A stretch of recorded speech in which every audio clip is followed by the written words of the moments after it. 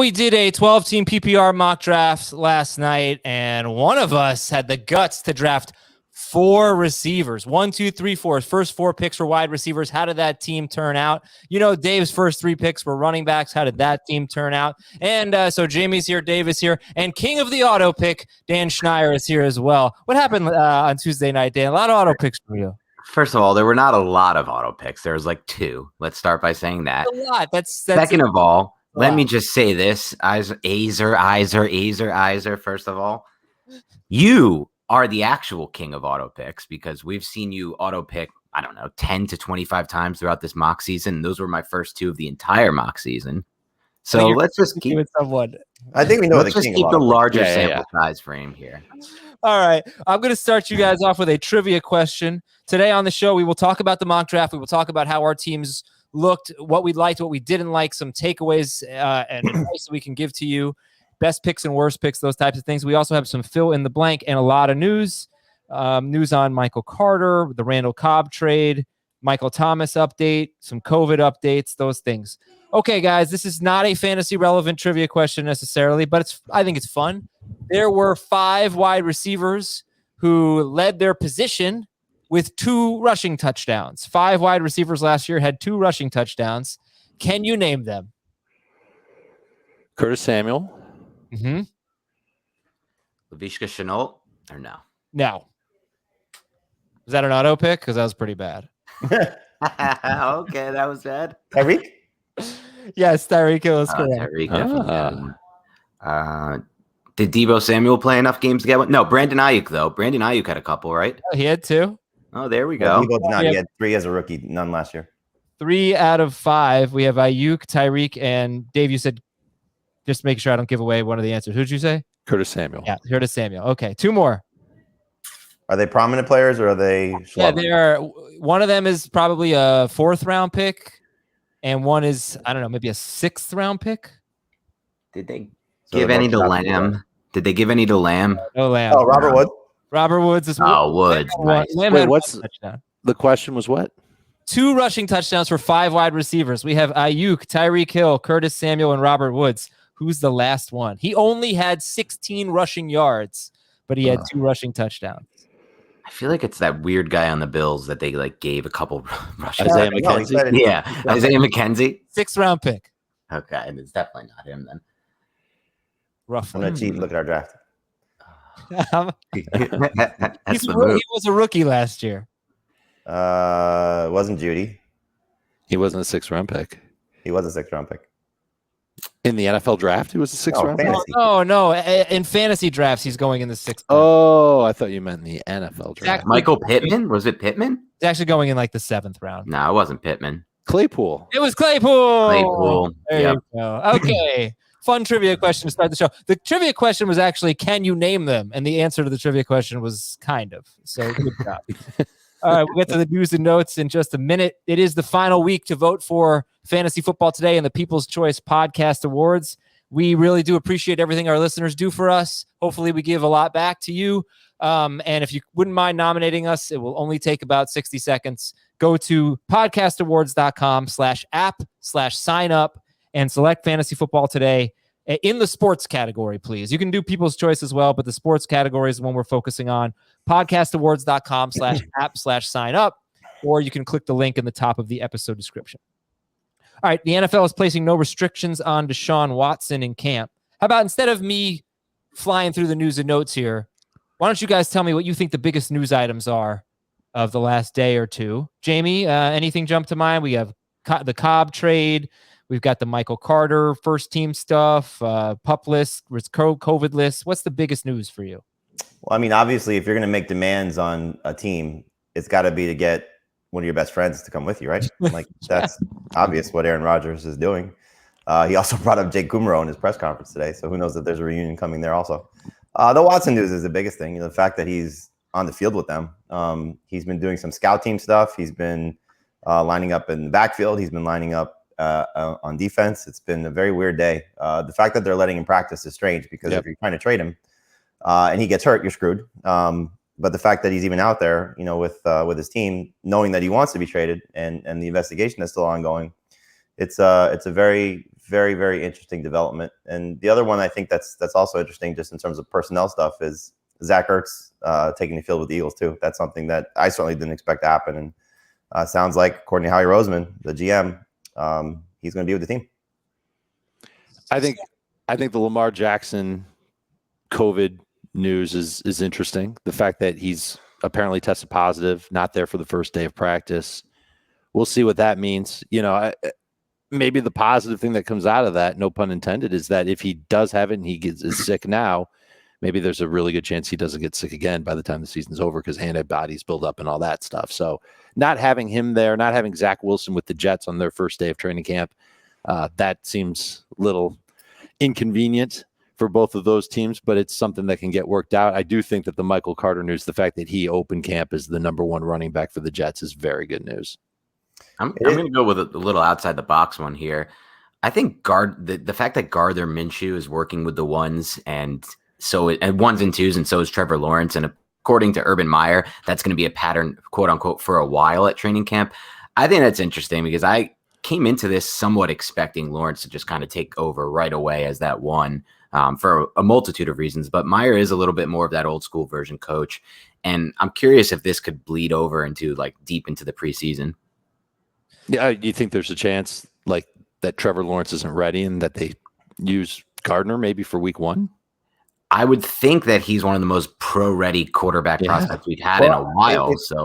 Before you brought that up, Dan, I was just about to say I was going to bring that up in terms of Michael Carter taking the first reps for the Jets. It's hard to gauge with rookies what they're doing, what teams are doing, because are the Jaguars making Trevor Lawrence earn the spot? Are they putting Gardner Minshew as the potential starter as trade bait because he still has some trade value? Has Michael Carter already earned the job for the Jets? Is that something that they're going to determine already and let him fail before it make him prove himself? The other side of it. So it's so interesting with rookies and the depth chart and how they sort of get the opportunity or lack thereof to start the process and where that sort of leads them along the way. But yeah, Trevor Lawrence is the starter for the Jaguars. That's a joke. Sure. And just because today, Minshew took the ones or started with the ones, Lawrence might do it tomorrow. Just because Carter was with the ones today, maybe he'll be with the twos tomorrow. Devonte Smith was the first receiver going through drills for the Eagles today. It might be JJ Arcega-Whiteside tomorrow. So just got to wait and see how things play out. But if there's a consistent pattern where Carter is consistently with the ones, and we see it in the preseason, and same thing with Smith working with the ones, then I think we can absolutely take it to the bank that those guys have gotten those roles locked up. The Devonte Smith thing is interesting because there was 3 straight passes, according to reports from Jalen Hurts, in their end zone drill, and Darius Slay was following Smith apparently. And on the first pass, he missed Smith. Hurts missed Smith. On the second pass, they scored a touchdown. Mm-hmm. Nice. Yeah, but in Sirianni, he said that Jalen Hurts is with the ones for now. Do we get? But they said that he said that at one of his initial press conferences also that he has to earn the job. So it's posture. You believe we're going to say this a lot. If you have a feeling on a player and you read something or from a beat writer or a report, it's going to only encourage what you believe. If it's the other way, you're going to go that way too. So that's this process for fantasy. If you have a conviction on somebody and you hear something good, like every Clyde Edwards-Helaire report for Dan is going to make him so excited that we're going to be hard to contain him. No, every it's the Devonte opposite. Smith report for you is going to be hard to contain you, Adam. Devonte Smith. Yeah. I want no positive reports. Keep that ADP low. That's right. Absolutely, yeah. He could definitely rise. Carter could rise. Do you think Carter could rise ahead of, say, Chase Edmonds if they say he's the starter? Without a doubt. Yeah, I think the only way that definitely happens is if you're hearing more of a competition in Arizona, because that I think they're very similar in a lot of ways. I think how people are going to view them. Then it comes down to the team. The Cardinals are obviously a much better team than the Jets, and so who has the better chance to put up higher production. So I'm already taking Carter ahead of Edmonds. So. Really? Yeah, absolutely. Yeah, they're back to back for me, so I could be swayed, but I think Edmonds' ceiling right now is higher going into the 2021 campaign. Okay, because I did take very seriously the report that the competition in Arizona was really in name only. Right. So if Chase Edmonds is really the starter, I think most people are going to feel like, well, I'm going to take him over the Jets starting running back, even if he is an exciting young prospect. All right. Pittsburgh GM Kevin Colbert would be disappointed if Najee Harris were not a 3-down back. Not a huge surprise. We know how the Steelers like to use their running backs. NFL.com saying that Michael Thomas could start the season on the PUP list. If that happens, as soon as he'd be eligible to return is week 7. Gus Edwards makes sense because their bye is week 6. Yep. Gus Edwards is on the reserve COVID list. Wait, would that be week 7 or week 8? It would be week 8. He has to sit on a minimum of 6 games. But I did read week 7, but I said, yeah, it has 6 games, not 6 He weeks. wouldn't be back until Tampa Bay in week 8. Right. And I think you've heard me say this a lot, Adam. It's the bye, then it's Seattle, I think, is week 7. At Seattle. And then it's Tampa Bay and Atlanta back-to-back weeks. So those 2 division games, I think, would be huge for the Saints. What else we got? Yeah, Gus Edwards on the COVID list. It's early, so it's not a huge deal. Hopefully he's fine, obviously. Better now than later. Curtis Samuel on the PUP list. That was interesting. He's had, according to ESPN, he's had this lingering, I think it's a groin injury, since minicamp. So not good that it's still something that's bothering him. But obviously this is the type of thing, as Dan alluded to with Edwards-Helaire, if you believe in Curtis Samuel and you think he's going to be fine, and we find he's going to be fine, these things drive down price, and then you get the player you want at a much better value. Well, what do you guys think about the Randall Cobb trade? Do you think he could be valuable in like a Cole Beasley way? Just a lot of catches, PPR, blah, blah, blah. Yeah. He would be kind of like at the low end of that concept where he's like 10 PPR points a week is what you're looking for, 5 or 6 in non-PPR. You're looking for him to score a touchdown if you're in a non-PPR, half PPR league. But he could end up being a vampire, taking away numbers from everybody else in that offense. He could take targets away from Jones, Tunyon, maybe even Adams. It's definitely from Lazard and Valdez-Scantling. So it's probably going to be a situation that helps Rodgers and is a receiver that you can probably find on the waiver. I don't see him getting drafted except in like deep PPR leagues. There is no ceiling for Randall Cobb. There is only a floor. And so he takes away any hope you had. And I know this is probably for you, Adam, takes away any hope for Amari Rodgers for year 1. It takes away anything for what Lazard and Valdez-Scantling were maybe going to do. If you still had a belief in them, it's going to take touchdowns away from Tunyon, who's not going to get an uptick in targets because why would you? I don't think it hurts Adams or Aaron Jones, to be honest, because those guys are, I think, dialed into their roles. Rodgers strikes me as somebody, especially after listening to him today, he wants Devonte Adams to get paid. And so I'm going to guess he's still going to pepper him and feed him and feed him and do whatever he can to get him his contract. And I think a lot of people will use Cole Beasley's 2020 to justify a lot of these third receivers on a team, but I don't think it works for most of these teams because the Bills were one of the most pass-heavy offenses in the NFL, to the point where their offensive coordinator this offseason said, we're not going to look for any kind of balance with the running game. We'll just want to run better when we run the ball. So I don't really see most of these offenses supporting that third receiver. Okay. Cobb was not bad in 2019 with the Cowboys. He had 828 yards, 55 catches, only 3 touchdowns. But even in his last few seasons with Green Bay, when Aaron Rodgers was awesome, 2016 and 2018, Rodgers got hurt in 2017. I mean, Cobb wasn't that good. 610 yards in 2016 in 13 games, but still not very good. And terrible in 9 games in 2018. So he's 31. And yeah, he unfortunately for me, I'm not drafting Amari Rodgers anymore. I was excited to be right about a rookie wide receiver, keep that streak alive, but oh well. All right. Still a good dynasty hold though, because depending on what happens. Oh yeah, sure. Devontae Parker and Preston Williams are on the PUP list, so maybe an opportunity here. Now it's training camp. And some others, some offensive linemen. Look, it's training. They can come off the PUP list whenever they want, basically. If they start the season on the PUP list, then they have to miss at least 6 games. Right. So let's get to our mock draft from last night. Jamie, Dave, and I had late picks. Dan, you had what, the 4th pick? Yes, I did. Dave had he had a middle pick. I'm sorry. He had the 7th pick. I had the 10th pick, and Jamie had the 12th pick. And Jamie did go with 4 wide receivers to start, so we will see how that played out. This was 12 teams, full PPR, start 3 wide receivers and a flex. All right. If you looked at the draft, what was the best pick that wasn't yours? Anybody got one? Best pick that wasn't yours. There was one that stood out to me. What do you got? I got Justin Herbert going, I think it's 91st overall. Nope, 92nd overall to Scotty Angle. I thought that was really good value. I'm fine taking Herbert as early as round 7. I think he's going to be worth that return in ADP. To get him 2 rounds after that, that's straight up stone cold stealing by Scotty. All right, Justin Herbert. Dan, Jamie? Yeah.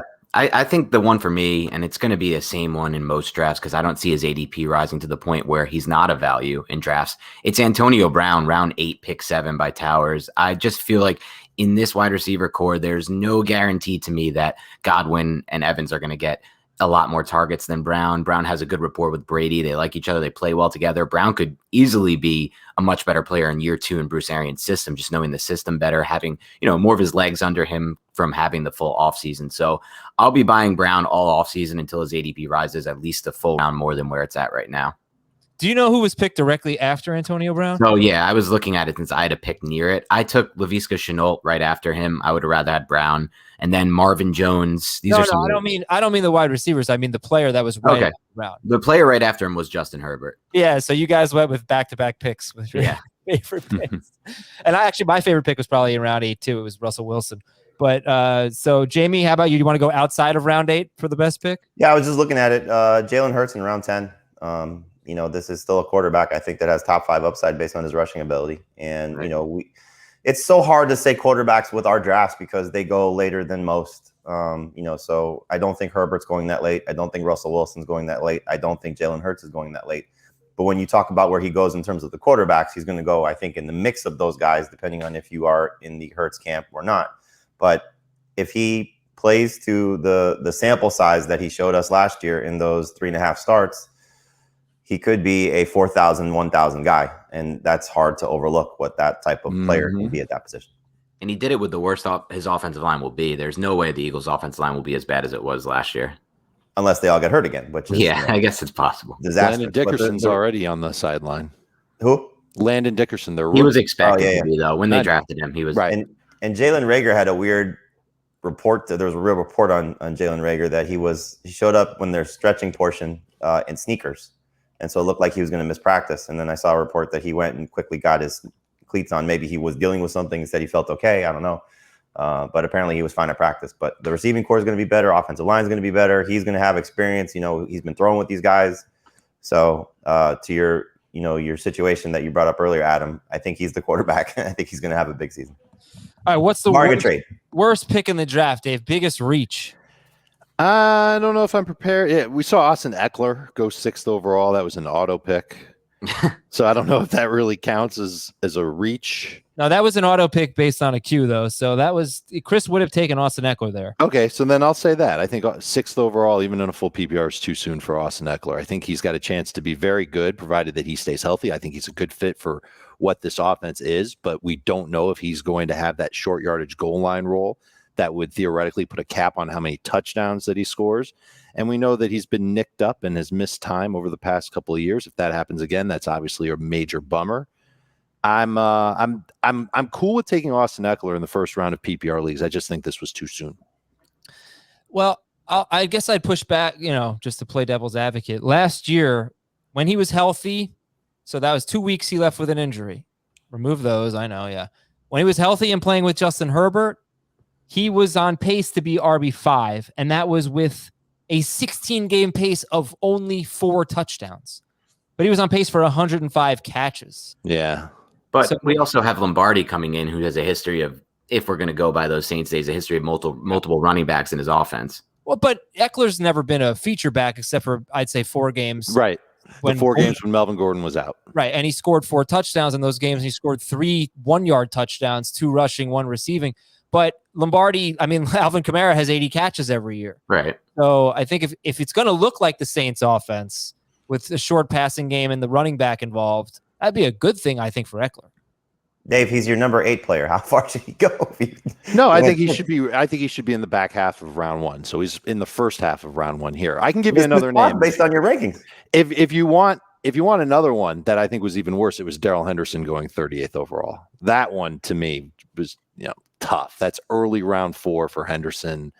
I have a hard time taking him in late round 4. I get it. If you want him, you want a running back that's got potential to be a good workhorse. He's fine in late round 4, I guess. But I thought 38th overall was too soon on Henderson. So the running back that went before him was Chris Carson. That was 4 picks before Henderson. Henderson started that range of, running backs that we don't necessarily feel great about, but it's Miles Sanders, Josh Jacobs, Travis Etienne, that group. Okay, so Henderson in full PPR going 38th overall. Jamie, how about you? Did you have a worst pick? I gave the instructions before the show. Nobody. I got one. Dave said Eckler. I got one if you want to give Jamie a little bit of time here. Mine's going to be Josh Jacobs here at in the 4th round at pick 10. I just really ultimately see next to no ceiling for Josh Jacobs. This is actually a stat from Graham Barfield, but I thought it was a really good one. He said he was the most game script dependent running back in all of fantasy. In Raiders wins, he had 21.1 fantasy points per game. In Raiders losses, he had 10.3 fantasy points per game. That's Jacobs. And 17 of his 19 career touchdowns have come in wins. And I just don't see that Raiders team winning many games. That defense is still at least one offseason away from being competitive. Derek Carr is Derek Carr. That offensive line has been on the downward trend and losing their best players via trade, via whatever it may be. So to me, I just see no ceiling with Jacobs, and I ultimately don't see much of a floor. 10 point per game is not much of a floor. And what you're doing when you're drafting him in round 4, even at the end of round 4, is you're passing up on some potentially high upside receivers like Brandon Ayuk, who went right after him. And so to me, it's just not a pick I'll ever be making. The dude only had 5 games with 15 plus PPR points last year. That's when he wasn't sharing that much and when his offensive line was pretty good. Now Kenyon Drake's there. I think that's going to take work away from him. And I think the offensive line is still kind of a question mark. It is a question mark, but they were 24th according to Pro Football Focus. So is it going to be worse or is it going to be better? They got rid of names. Did they get rid of better players? That's the question. Did they replace them with better players? Well, they made arguably the biggest reach in the draft, but that's kind of consistent now for Mike Mayock. Yeah, I don't think they replaced them, but they were very hurt last year too. So Incognito's back, right? He's back, and that's good. Colton, as long as he's their best lineman somehow. The biggest loss is going to be Hudson. Losing him, I think, is the one that they'll regret. Okay. It was an interesting pick. You took Miles Sanders 1 pick before. Yeah. Frank took Josh Jacobs, and I guess Colton Miller played 14 games last year for them, so only missed a couple of games. How's Dan? You took Waller over your guy. I'm sorry, say that. Oh, over Clyde Edwards-Helaire. Yeah. I'm big on the get one of the 3 tight ends if I can get one this year. Jamie, you have a worst pick, or shall we move on? You can move on. All right. Next topic. All the worst picks were auto picks. What was your toughest decision?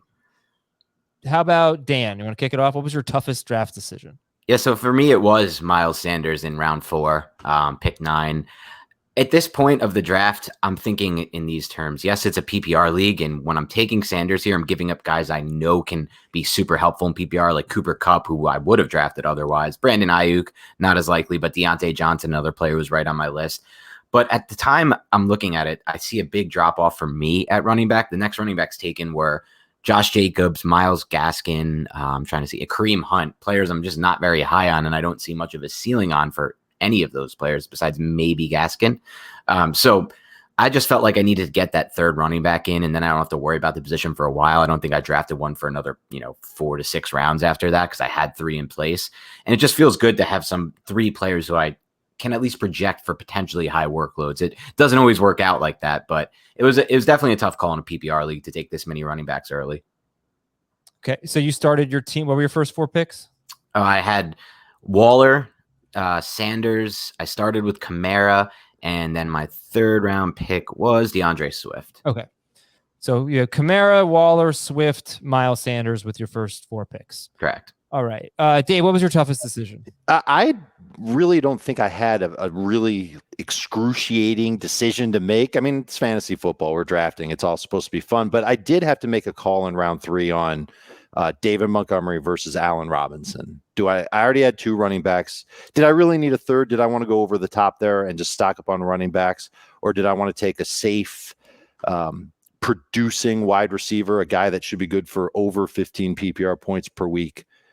I went with the running back. I wanted to have a stockpile of running backs. I think that gives my team a big advantage. And I know that I'll get a downgrade at wide receiver by passing on Allen Robinson, but it wasn't that big of a downgrade. I got Chris Godwin in the next round, who doesn't have the upside that Allen Robinson has, obviously. But in a full PPR league, I think he can be pretty steady and pretty consistent.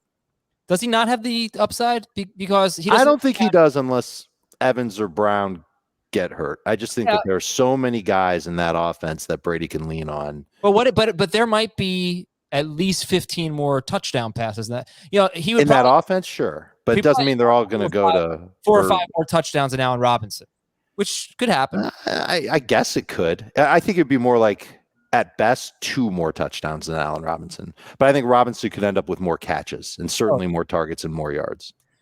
Yeah. So did you end up liking the decision, Montgomery over Robinson? Oh yeah, I loved it. Tell me if you guys buy this. Allen Robinson is the bridge wide receiver. Remember last year I was talking about, I think Aaron Jones is the bridge running back, whatever. He ended up being better than that. Allen Robinson is the bridge wide receiver. He goes after the really exciting group of young wide receivers, A.J. Brown, Jefferson, Metcalf, McLaurin, Keenan Allen in that mix too. Not that he's so young.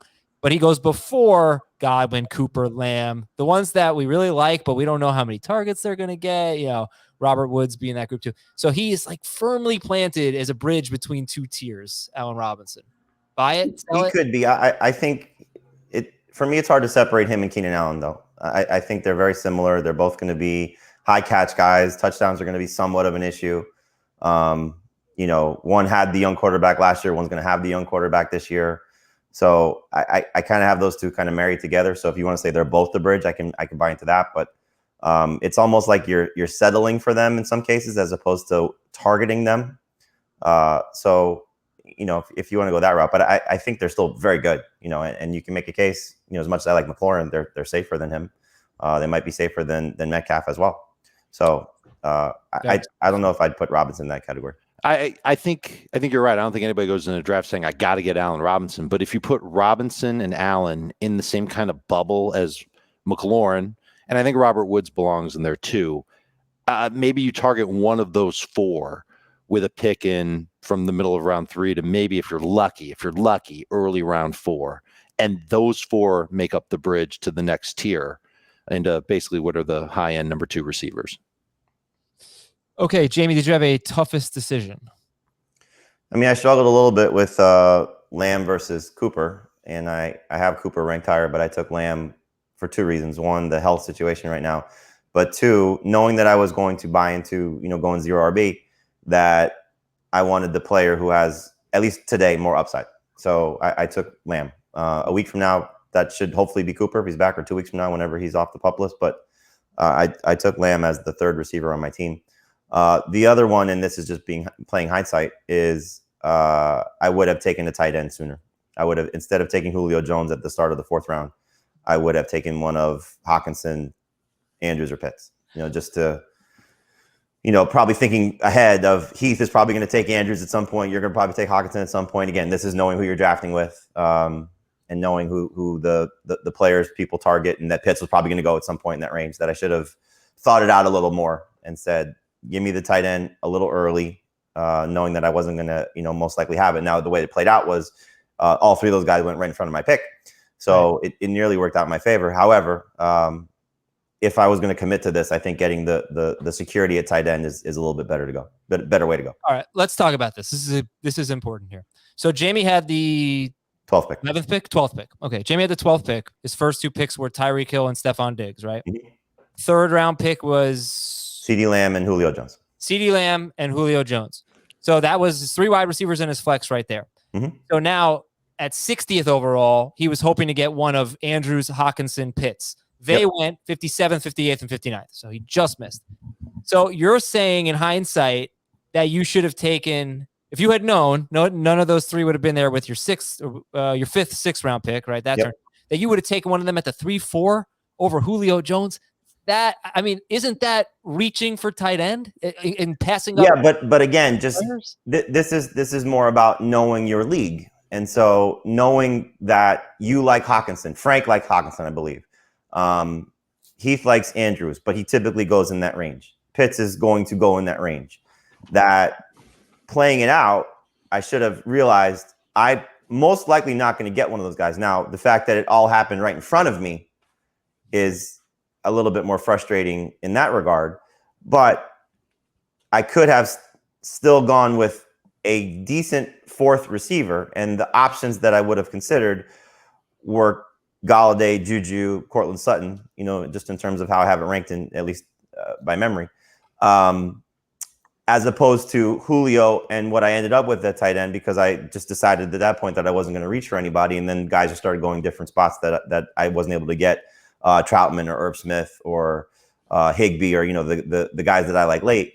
So I ended up with Blake Jarwin. So the combination of Julio Jones and Blake Jarwin versus Hawkinson and Galladay, I like the latter obviously better than I do the former. Oh, no, but then right, you're not including your next round pick. Right, exactly. You can't exactly make that comparison. You can't make that because you didn't use the next pick to get Jarwin.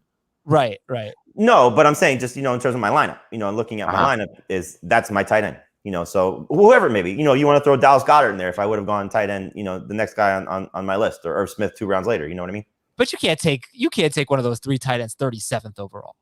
No, you could. That's the point that Jamie's making. And this goes back to Dave's, comment about Darrell Henderson being one of the worst picks. As we said during the draft when it happened, it was Mike Miller, Pig fan. What is it? Pig Bear Jet fan. Pig Bear Jet fan.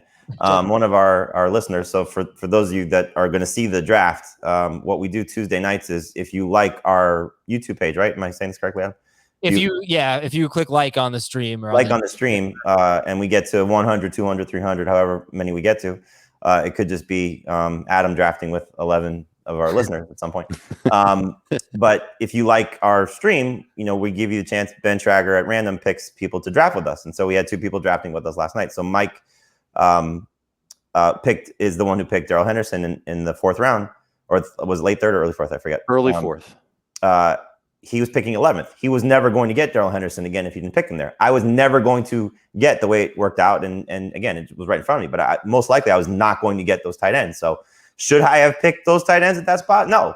But knowing your league is important when you do your draft. Yeah, but even if you know your league, even if you know your league, and you knew for a fact that you weren't going to get one of those tight ends, you would have taken Hawkinson 37th overall? Yeah, I think looking back on it last night, and as I wrote the story, I don't think I really decided I was going to do this until the draft started. That I was going to go. I kind of had an idea I was going to go receiver, but I didn't know what was going to happen in the 3rd and 4th round. So, when Dan's talking about Miles Sanders, he was somebody I was considering at the 3-4 turn. Myles Gaskin was somebody I was considering at the 3-4 turn. You took Chris Carson, I think 2 or 3 picks right in front of me. So if Carson had fallen, I would have considered Carson. So, those are the guys I kind of had an idea of what I was going to do. I also thought maybe I'd take Mahomes at that spot, and if I was going to commit to this, if he was still available as well. But as it unfolded, again, hindsight, I should have probably said, okay, I'm going to commit to this. Is my 4th receiver better than one of my top 5 or 6 tight ends? And so that's the bargain you have to, the trade-off you have to make with yourself. But I think this is also like part of the pitfall of drafting at 12 is that you're almost resigned to taking value with every pick that you get. You can absolutely go and reach for players if you really want them. Like if Jamie had strong conviction on Hawkinson and he took him at 37 or 36, we would have said, all right, it's a little early, but he really wanted him, so that's fine to go get him. What I actually think Jamie did was perfectly fine. That he took good value when he was up, and he knew he would find tight ends later on. He knew he'd find running backs and quarterbacks later on. Those receivers, it's the greatest collection of receivers anyone's ever done in one of our mocks. Yes. It's awesome. So yeah, he's going to play from behind at all the other positions, but I think that's what you're stuck doing if you're picking at 12 or 1 is that with those back-to-back turns, you just have to take best available most of the time. And this is the crux in general, and we don't need to get into this tangent of snake drafts versus salary cap drafts and why I think they're completely unbalanced snake drafts, because when you're stuck in these ends of this draft, you're forced to basically play value or reach. But I will say this, if you're going to buy into the zero running back strategy like Jamie did here and he went all in, then you got to buy into all of it. And part of it is that you want to try to win the flex. So by getting Julio Jones, you're not just getting a fourth receiver there or whatever it may be. You're beating everyone out at that flex spot. You're getting the best possible flex right there that anyone has in this league. He's going to be the best flex of anyone in the league. So to me, I like the pick from that standpoint too, because you're buying into the full zero running back strategy thing. And here I was thinking we were about to get into a CeeDee Lamb conversation. Yeah, somehow we went into a lot here. Yeah. Okay, so let's see if zero RB worked. Let's talk about our teams here and whether or not we like them. Again, Dan had the 4th pick. Dave had the 7th pick. I had the 10th pick. You haven't heard about my team. I'll tell you a little bit later. It was basically the most, is it cookie cutter? Basic. The way, if you want to like your team coming out of the draft, do what I did, drafting 10th. And I really like this team, so I'm not crapping on it at all. But I was lucky that Zeke fell to 10. So I guess just make sure you don't drop Justin Jefferson in week 2. No, but I will drop Amari Rodgers, and we'll have no problem with that. All right, so we'll take a break. When we come back, we'll start breaking down our teams and beginning with Jamie's. We'll see how that zero running back strategy played out. We'll be right back on Fantasy Football Today. All right, by the way, I forgot to mention this. This draft story about it is published on the website. The link is in the episode description, so you can follow along while we talk about it, or 30 minutes ago. But let's get into it. Jamie, do you think zero RB worked? Talk about your team. Give us your squad. I mean, it worked to a certain extent, but this is the type of thing, and Heath brought this up on the stream last night. It's not going to look pretty because of when you see the running back position, but you have to sort of play it out to see how it's going to work out, because the waiver wire is so important when you go this route. So my quarterback is Lamar Jackson. He was the first player that I took after the 4 receivers. And then my running back group is, and you're going to make throw up, but it's Devonte Williams and Melvin Gordon, Zach Moss, Latavius Murray, Jamal Williams, and Samaje Perine. That's not the order I drafted them, but that's the group. So it's the 2 Broncos guys, Zach Moss, Latavius Murray, Jamal Williams, and Samaje Perine. So again, as Dan said, I'm not going to play 3 running backs. Dave is committed to playing 3 running backs based on how he drafted. He doesn't have to, but that's the commitment he made early on in his draft. By comparison, I made the commitment to play Julio Jones. And so as long as he's healthy, that's going to be the 4 guys I play, and as well as the wide receiver. I guess that was another tough choice I had, was taking Melvin Gordon over David Johnson or James Conner. I think Conner might still been on the board.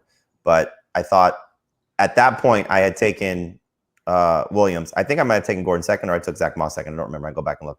But I was like, let me see if I get one backfield and see how that plays out, because I committed to Javonte Williams as the first running back that I took in round 6. In any event, the receivers, Hill, Diggs, Lamb, Jones. I also took Traquan Smith and Devontae Parker. So if one of those guys hit, I have trade bait. And then Jarwin, unfortunately, is the only tight end that I have. But if he's healthy and right, he can still have some sleeper appeal, and was my 14th round selection. Okay, so obviously running backs are weak, but if he's an injury away, like if Latavius Murray's on his team, and I think honestly a team like that might come down to Lamar Jackson. If your wide receivers are good, and they will be good, maybe not all 4, but 3 of them should be pretty damn good. If Lamar Jackson has another ridiculous year, it really probably won't matter how good your running backs are, as long as they're not horrible. So, all right, that was the 12th pick. Dan, you had the 4th pick. Let's hear your squad and if you liked it. Yeah, so with the 4th pick, my squad finalizes as this. Ryan Tannehill is my starting quarterback, and I think it was one of my better value picks. I have Alvin Kamara, DeAndre Swift as my starting running backs. Receivers, obviously weak when you have this start and you go Darren Waller as your tight end in round 2. But my receivers are Adam Thielen, T. Higgins, Odell Beckham Jr. as my starters. Then obviously I mentioned Waller's my starting tight end. And then my flex for now will be Miles Sanders. And then what I tried to do is load up on the bench on receivers with some upside. I think the only one I truly landed with a lot of upside was Laviska Shenault. But I do think well, at that point, once you fill out most of your roster with running backs, a tight end, and a quarterback, it's tough to get too much upside there. But I think Sanders also has some upside too there in that Buffalo offense. It's going to be incredibly pass heavy. You have Sterling Shepard, Shenault, Emmanuel Sanders, and Tyrell Williams on your bench. Starting lineup again for Dan, picking 4th is Tannehill, Kamara and Swift, Waller at flex. His wide receivers are Waller at tight end. Sorry, Waller at tight end. Sanders at flex. Sanders at flex. His wide receivers are Thielen, Higgins, and Beckham. So, it feels like there's not an obvious weakness on this roster. Like, you look at Jamie's roster, and of course, to begin the season, the way that he built the team, you look at the running backs and you go, okay, that's not ideal. I don't think we can look at any one player on Dan's roster and say that's not ideal. That's not something I would want to have in my starting lineup to begin the season. So I think it's a good balanced team. So it's funny to me because I agree with that statement, Dave. And on paper, my roster looks better than Jamie's, maybe because it looks more balanced. But I would take Jamie's roster over mine right now. This is something I rarely do with these 3 running backs early. I just felt like it fell into the right spots value-wise where I had to. Kamara in a PPR, Swift with the upside in a PPR with Lynn there, and then Sanders at that spot. But ultimately, for me, like you mentioned before, like, oh, he only needs 3 of those 4 receivers to hit. I actually think all 4 need to hit, and I think they will. But if all 4 hit, he has such an advantage at that flex spot having Julio there versus everything else we're going to trot out. Even, Miles Sanders is my flex. That looks good now, but when the injuries start to hit at running back, I don't know. I don't know why you say that Miles Sanders can't be better than Julio Jones. Julio Jones is going to a team that I always forget 4 or 5 years in a row, they're bottom 5 in pass attempts. Well, Dan needs Julio to be good because he's got Tannehill. Right.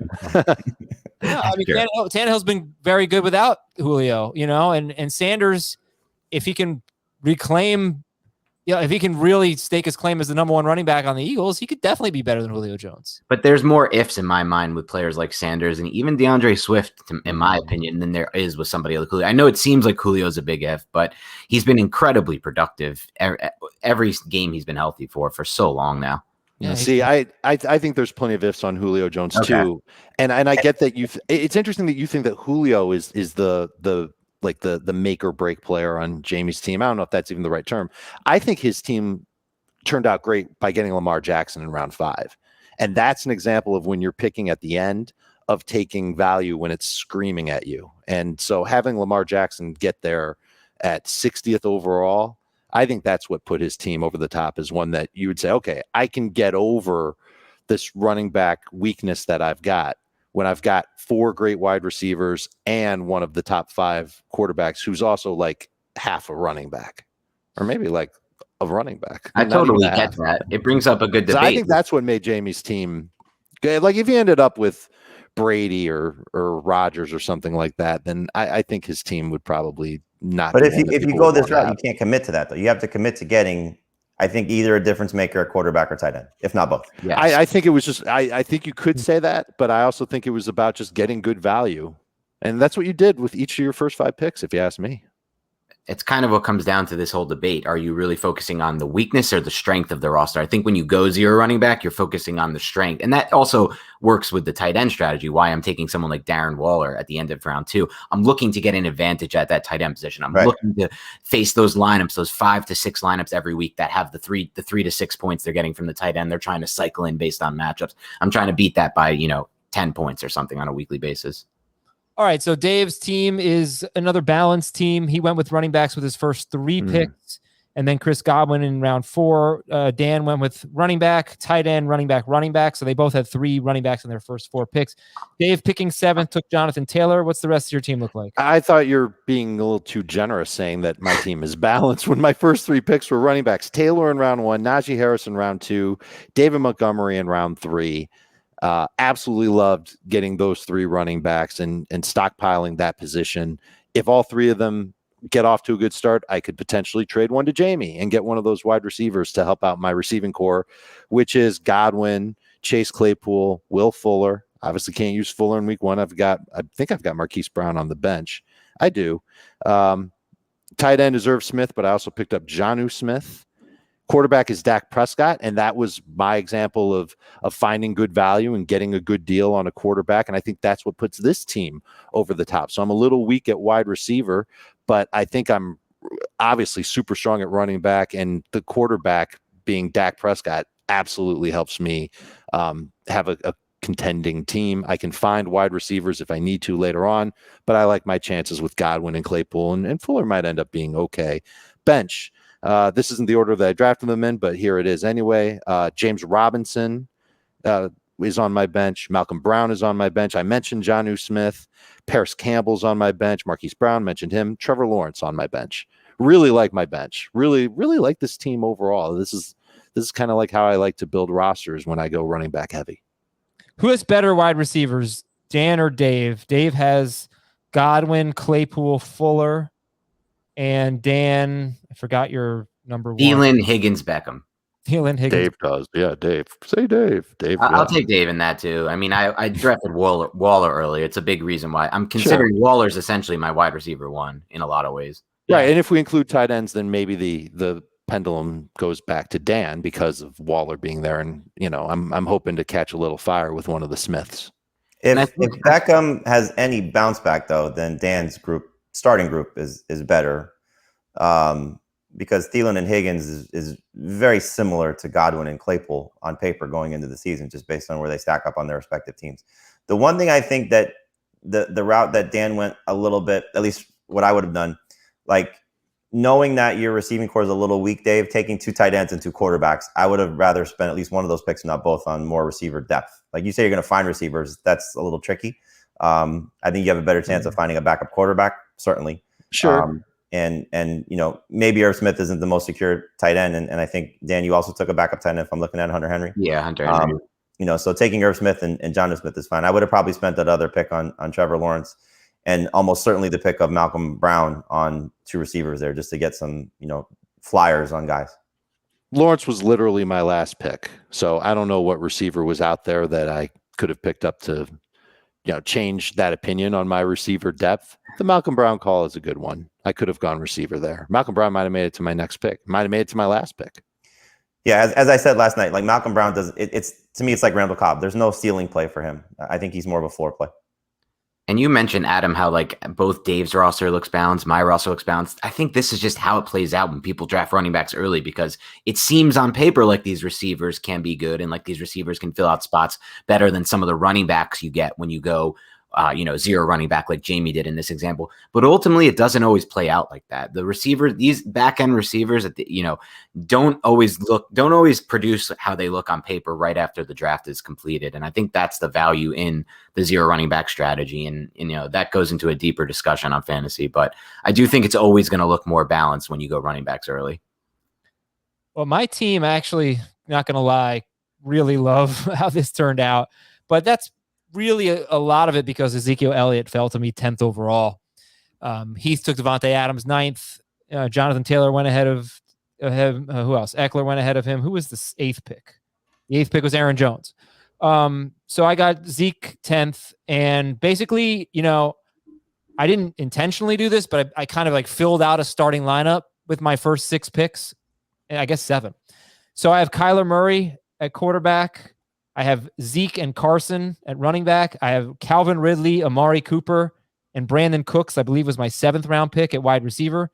And I have TJ Hawkinson. So, and David, my flex is a little weak. It's David Johnson, but I'm actually fine with David Johnson as my flex. But I love this team. This is what happens when you go, if you have a late pick, you go running back, combination of 2 running backs, 2 wide receivers with your first 4 picks. I think you can feel you can feel a level of safety there. But Chris Carson is really a big player for me. He is the last running back that I'm really happy to get as my RB2. Is after that, it's Henderson and it's Miles Sanders and it's Jacobs. And I definitely could see myself as the offseason goes along, bringing someone else in that group. I could see myself being high on Miles Sanders again. But I really like Carson. I know Dave doesn't. But you like him even in full point PPR like this, Adam? Yeah, last year he had a role in the passing game. They threw the ball more, and he was part of it. He is without question their number 1 running back. I don't think he has a lot of competition. He just needs to stay healthy. But Carson has been a very consistent high-end number 2 running back. So he's a really important player for me if I have a late pick. If I can get him, Jamie said earlier, if Carson had been available with his pick, 36th overall, he would have considered him there, 37th overall with the 4th round pick. So yeah, I would have gone 3 receivers and Carson for sure. Yeah, so I have Murray, Zeke, Carson, Ridley, Cooper, Cooks, Hawkinson, and David Johnson. Top 5 wide receiver, top 5 quarterback, top 5 tight end, balance at running back and receiver. I think top 5 running back in Zeke. Yeah, this is a team that I feel very comfortable with. I was happy with it. Who'd you take in round 5? Was it Hawkinson or Kyler? It was Hawkinson. and then Kyler in round 6. So that, to me, getting Kyler in round 6 was the cherry on top. That was awesome value. Here's the thing. The toughest pick for me was actually Kyler Murray. At that point, when I took Kyler in round 6, I'm assuming Josh Allen was off the board, right? So 3 quarterbacks have gone. Allen actually went first to Mr. Auto Pick. Right. And then Patrick Mahomes was second. I took Lamar Jackson third. He's my third quarterback. And then right after that in the same round was Kyler and Dak. So I knew I had a long way to go before my 7th round pick. I knew I wasn't getting Kyler or Dak. Right. I could gamble and see if Wilson lasted, and he did. I'm pretty sure he did. I could have taken Russell Wilson. So I could have. Which combination do you like better? Kyler Murray and Brandon Cooks, or T. Higgins and Russell Wilson? Who's Brandon Cook's quarterback? I like the Kyler. Who? I like T. Higgins. I'm not. I'm not all that high on Cooks. Unless if it's Deshaun Watson and Cooks, then I would take Cooks. That's a good point. Taylor and Cooks, then I would take Higgins. Right. I like Higgins better. I'm saying, do you like the combination of Kyler and Cooks? I would rather have Kyler and Cooks if the quarterback situation is in his favor. Yeah. Otherwise, I go the other route. Yep. Yeah, I'm assuming it's going to be Tyrod Taylor. Wouldn't you have hated to have Carson and Wilson, though? No. You'd have been okay with that? I think they're going to be a great offense. I got no problem with that. I also don't know if you can assume right now the Tyrod Taylor thing, because I think the NFL is going to take a while to rule on that. He may be playing this year, Watson. Well, I don't know if it'll be with the Texans. That's the thing. I don't think it's going to be with the Texans. Okay. I didn't react. If he's playing on the scout team and just standing on the field in a hoodie on the first day of training camp, I don't think they have any intention of letting him play quarterback. Gotcha. Yeah. If we think that Deshaun Watson might play for the Texans, then Brandon Cooks is the best value in drafts. Yeah. Oh, no, Deshaun Watson is the best value in drafts. That's true. That's true. Yeah. He might be anyway. Yeah. All right. All right. So there's some different approaches to fantasy football. Hope it was helpful for you. We'll do some fill in the blank to finish the show. Actually, see if we have time for emails after that. But here we go. Quick fill in the blank from Eric Walsh.